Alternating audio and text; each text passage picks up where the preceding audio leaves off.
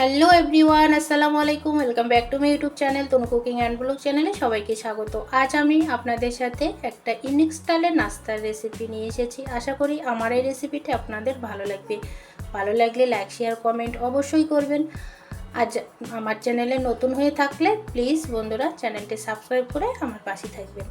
তো দেখতে পাচ্ছেন এখানে আমি একটা বাটি নিয়েছি, আর বাটির মধ্যে মেজারমেন্ট বাটি দিয়ে আমি 1 বাটি সুজি নিয়েছি, আর সেই বাটি দিয়ে কিন্তু 1 বাটি আমি জল অ্যাড করলাম। জলের পরিমাণটা কিন্তু একটু বেশি আছে।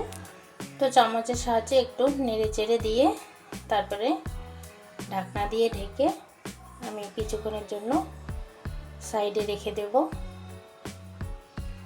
তো দেখতে পাচ্ছেন আমি ঢাকনা দিয়ে সাইডে রেখে দিচ্ছি। আর পুর বানানোর জন্য এখানে আমি একটা কড়াই বসিয়ে দিয়েছি। কড়াইয়ের মধ্যে তেল দিয়েছি, তেলটা গরম হয়ে গেছে। এর মধ্যে এখন গোটাল জিরেটা দিয়ে দিলাম, আর জিরের থেকে সুন্দর একটা ফ্লেভার আসে। তো এখন আমি এর মধ্যে আদা কুচি দিয়ে দিলাম। তো একটু ভালোভাবে হাতা দিয়ে একটু নেড়ে চেড়ে দিচ্ছি। এখন এর মধ্যে দিয়ে দেব পেঁয়াজ কুচি। তো দেখতে পাচ্ছেন এখানে পেঁয়াজ কুচিটা দিয়ে দিলাম। এখন দিয়ে দেব কাঁচা লঙ্কা কুচি। পেঁয়াজ আর কাঁচা লঙ্কাটাকে একটু ভালোভাবে ফ্রাই করে নেব। তো আবারও নেড়ে চেড়ে দিচ্ছি। তো দেখতে পাচ্ছেন ফ্রাই করে নিলাম, একটু কালারটা চেঞ্জ হয়ে আসছে। এখন এর মধ্যে দিয়ে দেব আলু। আমি আগে একটা আলু কাঁচা সেটাকে গ্রেট করে নিয়েছি, একটু মোটা মোটা করেই গ্রেট করে নিয়েছি। এখন একটু হাতা দিয়ে ভালোভাবে মিক্স করে নিচ্ছি। দেখতে পাচ্ছেন এখন এর মধ্যে দিয়ে দেব টমেটো কুচি। তো টমেটোটা আমি দিয়ে দিলাম। এখন আবারও টমেটো আর আলুটার সাথে ভালোভাবে একটু ফ্রাই করে নেব, যাতে কাঁচা যে ফ্লেভারটা থাকে তার জন্য একটু ফ্রাই করে নিলাম।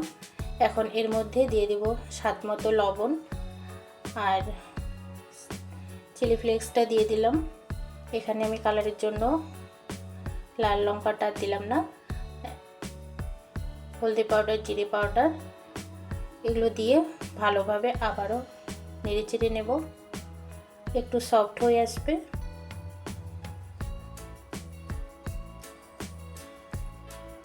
তো দেখতে পাচ্ছেন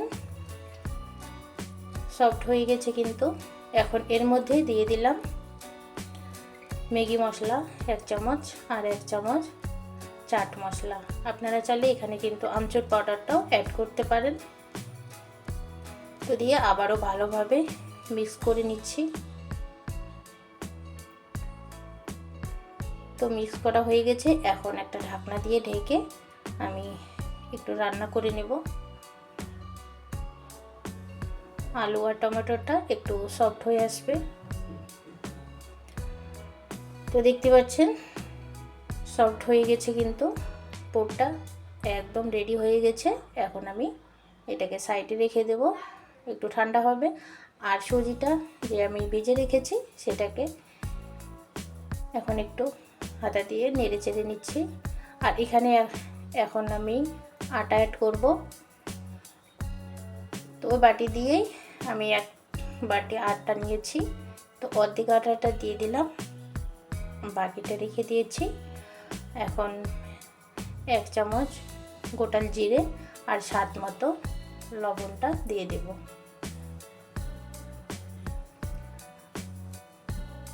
দিয়ে আবারও নেড়ে চেড়ে নিচ্ছি।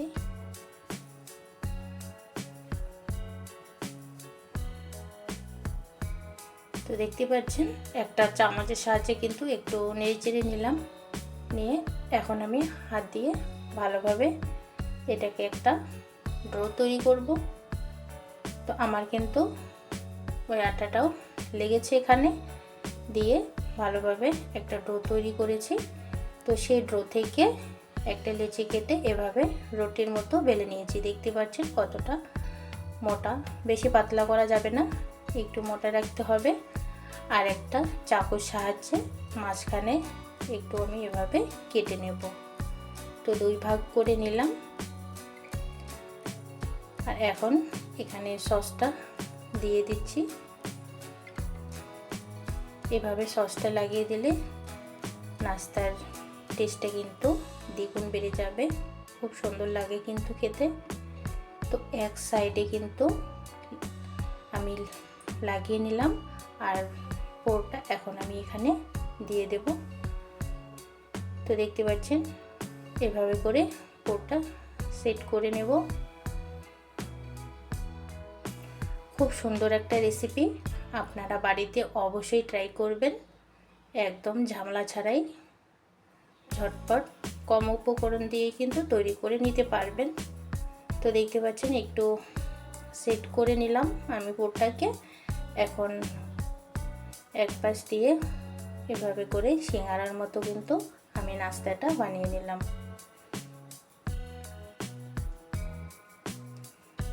তো দেখতে পাচ্ছেন একবারে কিন্তু দুইটা নাস্তা একদম রেডি হয়ে গেল।